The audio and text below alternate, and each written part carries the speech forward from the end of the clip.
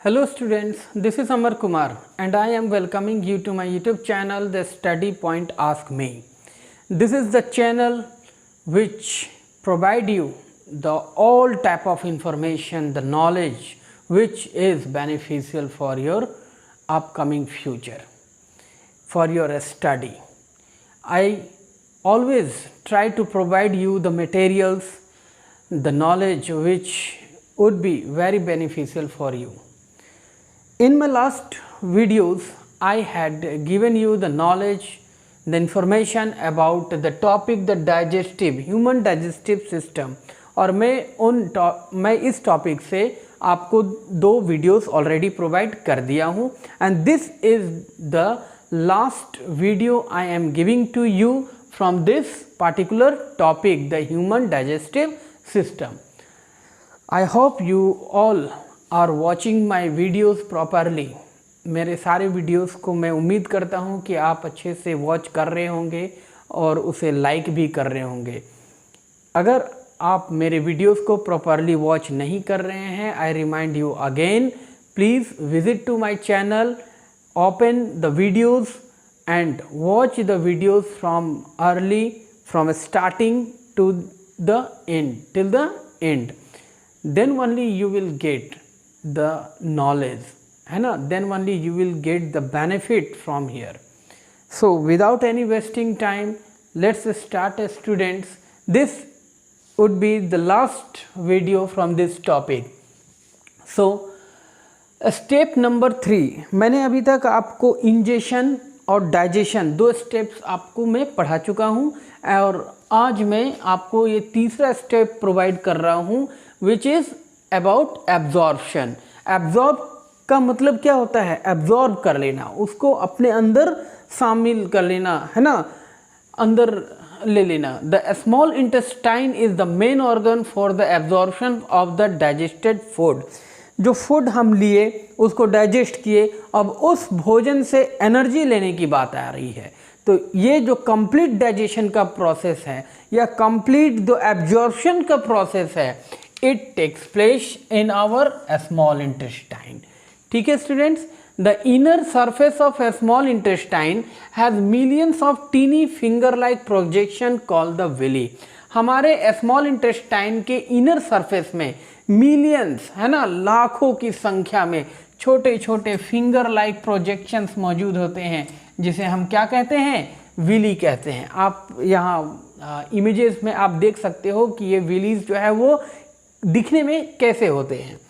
That gives a very large surface area, है ना, जो एक बहुत बड़ा सरफेस एरिया प्रोवाइड करता है स्मॉल इंटेस्टाइन को and it helps in the rapid absorptions of digested food. और साथ ही साथ डाइजेस्टेड फूड को तेज़ी से एब्जॉर्ब करने में, उसे एनर्जीज को एब्जॉर्ब करने में ये मदद करता है. So this is the completion of step 3. Now comes to step number 4. अब स्टेप 4 में आते हैं. The step 4 is the assimilation. The blood carries from the digested and dissolve food to all the parts of the body.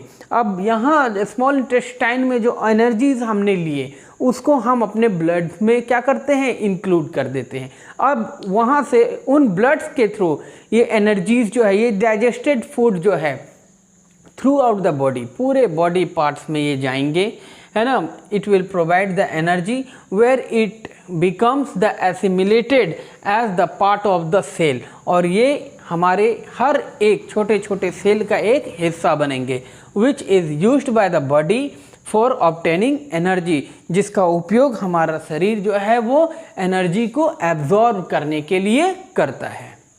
And now it is the term for the step number 5 which is called the egestion.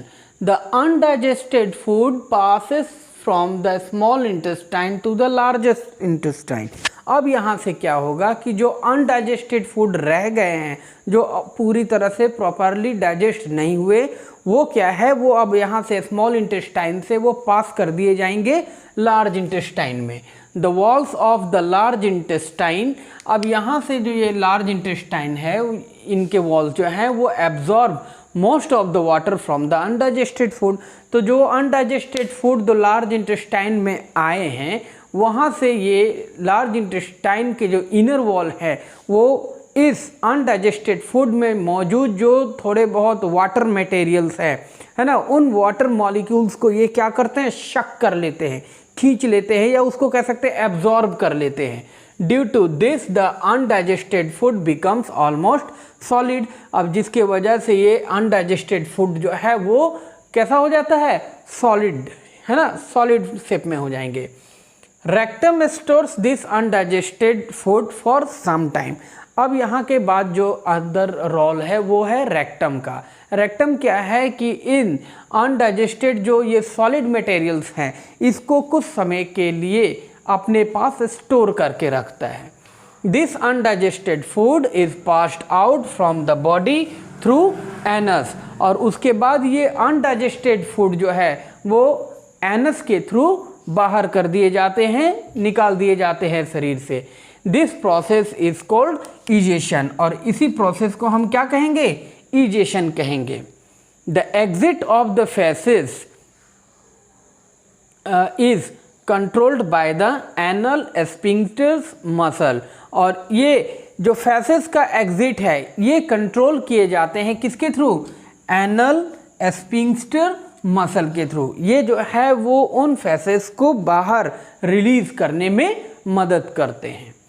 So this is all completed the topic the human digestive system. मैंने ये पूरे topic को 3 parts में आप लोगों को provide कर दिया है और मैं उम्मीद करता हूँ कि आप मेरे इन तीनों पार्ट्स को प्रॉपरली अच्छे से वॉच करेंगे और साथ ही साथ इससे आपको नॉलेज गेन करने में मदद मिलेगा। And I very promise you student that these 3 videos will very much important and it will help in your upcoming board examination. This is all for today students.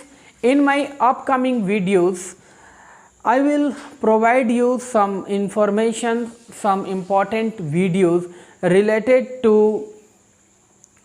the human brain, respiratory system और circulatory systems से related भी मैं videos आपको provide करूँगा।